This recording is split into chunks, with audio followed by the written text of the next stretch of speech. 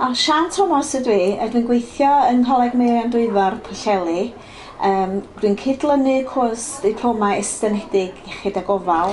Dwi wedi cwblhau modiwl methodoleg addysg dwyieithog yn y coleg. Mae o lot o help i mi yn y waith oherwydd da ni dysgu bob un uned a bob un modiwl ar y cwrs yn ddwyieithog. A mae'n dysgu i ni sut i gyflwyno a sut i baratoi adnoddau. Mae wedi bod o fudd mawr i ni.